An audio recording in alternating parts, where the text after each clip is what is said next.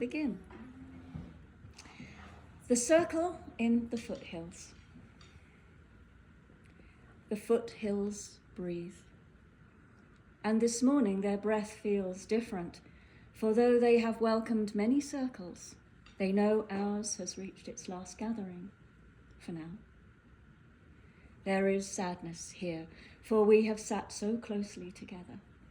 We have shared tears and laughter, and we have offered each other moments of deep intimacy.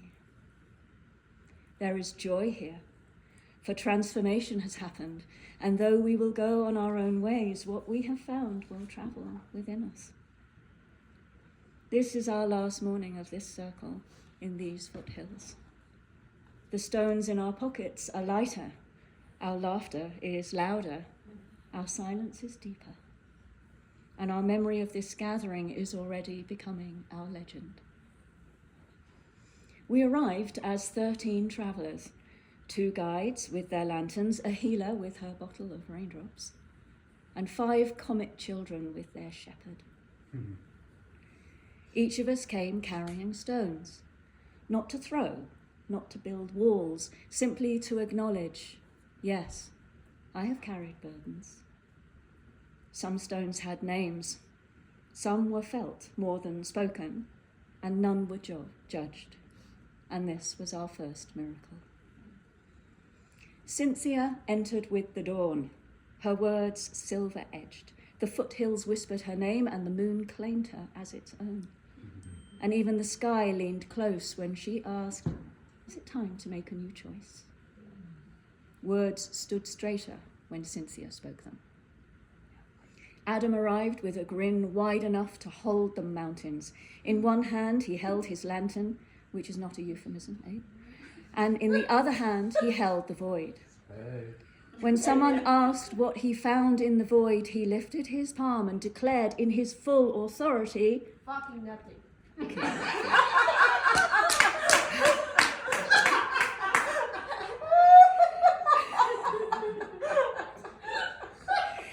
The rocks laughed, the wind laughed, even the stones in our pockets chuckled. And this was our second miracle. Mandy carried her bag of blessings, her raindrops, and the foothills tilted their faces upward, thirsty to receive. When she opened her bottles, the scent of letting go filled the room, along with a curious smell of pizza, and our bodies remembered how to soften without collapse. Crystal brought her drum and sang in the sunrise over the mountains with her bowls, curiously dressed as a buffalo, which nobody seemed to find strange. Around us stood a house that liked to play. Inside we had a table of spheres where planets rolled across a green field. Outside, the court of leaps where gravity briefly rested. And beyond that, the mirror of the sky, which adults called a swimming pool, and our children swore was a portal. For when they dove under the waters, the stars rippled, even in the middle of the day. In a corner sat our saltwater cauldron, steaming night blessings into our bones. Kyle was our shepherd star and father to 3 comet children, keeping our orbit harmonious. He whistled a tune that even the birds respected as he herded the cats with great aplomb and kept order in grace and ease, for which we are all truly grateful. The children sparkled, and they darted, and they sparkled a little bit more, always gathering back into joy's circle. Each morning, the wind of transit slid down the mountain with gossip from the sky. It rattled the leaves and it murmured, today is a day of this or that. And we pretended to be surprised when the only real surprise was how perfectly the message matched up to the work that we were doing that day. Divine timing is never accidental, it is joyful choreography. We began as all true circles began, with breath and feeling, for feeling is healing, I affirm. We cut our nails, we removed our socks, and we sat together in our fire of feeling, and as we did, a small bush flared in the foothills, Babbage burning bush crackling whenever truth grew hot. It startled us into laughter, and in our laughter we breathed deeply and let go a little bit more. And when our circle risked growing too solemn, a shadow darted overhead. Someone had brought their favourite bird all the way over from England. It wheeled once, it wheeled twice, and it cried its nonsensical cry.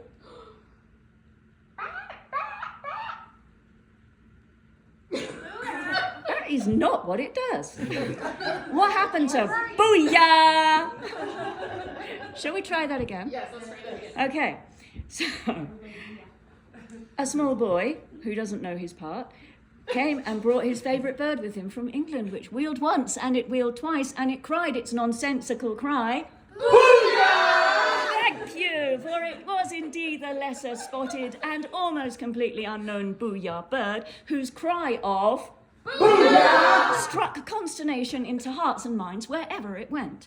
Often its raucous cry of booyah was followed by someone saying, "What the fuck does that even mean?" And it was good, and it was very good. Booyah. Inside the house, we practiced stillness deep enough to feel. Outside, our children practiced motion bright enough to heal. Their play braided with our work like two strands of the same medicine. Several times a day, as sure as eggs are eggs, a cry rang through our house, "What time is it?" And without fail, our answer was always, "Mineral time." The foothills breathed a sigh of relief, and even the burning bush hissed in approval. We joked of mineral deposits so large you could stick a flag in them and claim them as an outlying colony for whichever country took your fancy. Our children formed expeditions, planting invisible flags in the garden and declaring, "This land belongs to laughter." The mountains smiled. "We invented mineral deposits," they whispered. "Carry on. You're all doing very well." Cynthia sat at our circle's centre. When the old phrase here and there tried to sneak in, or a sentence no longer serving our new beliefs, she tilted her head and her words unravelled mid-air into light ribbons. "Is it time to make a new choice?" she asked, and the foothills hummed when we all said, "Yes." Adam kept us steady and grounded, a masculine energy holding our group in grace and ease. And great fun could always be had asking him almost any question and being sure of the answer. "So what did you have for breakfast, Adam?" Nothing. "What did you see in the void, Adam?" Fucking nothing. Everything. The children squealed it with him, and our laughter lifted something heavy from our shoulders. Mandy's raindrops found hidden corners. "Let it be a gentle rain," we asked. "Let it be perfect," she replied, and it was both. By afternoon, our pockets had begun to glow with the stones we held within them. Our breath had fanned embers all morning, and now feeling turned them into a steady light. We held our stones and felt them, remembering new shapes now, not burdens any longer, shining as lamps, as beacons. And that was when the wind of transits returned, carrying a voice we all recognized, as it said, Booyah! No, not exactly. Yahoo! Our deepest fear is not that we are inadequate. Our deepest fear is that we are powerful beyond measure. It is our light, not our darkness, that frightens us. We ask ourselves, who am I to be brilliant, gorgeous, talented, fabulous? Actually, who are you not to be? You are a child of God. Your playing small does not serve the world. There is nothing enlightened about shrinking so other people around you won't feel insecure. We are all meant to shine as our children do. We were born to make manifest the glory of God that is within us. It's not just in some of us. It is in everyone. And as we let our own light shine, we unconsciously give other people permission to do the same. As we are liberated from our own fear, our presence automatically liberates others. And the wind fell silent, and the roots held the hush. And our children joyfully rushed in, hair wet from the mirror of the sky, knees grass-stained from the court of leaps, eyes bright as morning sun. They paused, felt the air, and one small voice asked, "Is it time to make a new choice?" We did not plan our answer, we did not rehearse it. Our answer came from everywhere and everyone in a single breath. Yes. And booyah. Booyah! Kyle guided the comet children into their orbit. Mandy uncorked the raindrops, and our laughter cracked the sky and light poured in through the scene. We breathed together, we felt together. The burning bush gave one final flare, steady now like a hearth. Our stones shifted fully, their edges soft, their glow bright. Evening came carrying music. Some sang, some danced, some sat with the stars. Celebration and contemplation arrived hand in hand. Both true, both right. In our saltwater cauldron, steam rose like prayers. On our court of leaps, few of us shot hoops under the watchful gaze of our moon.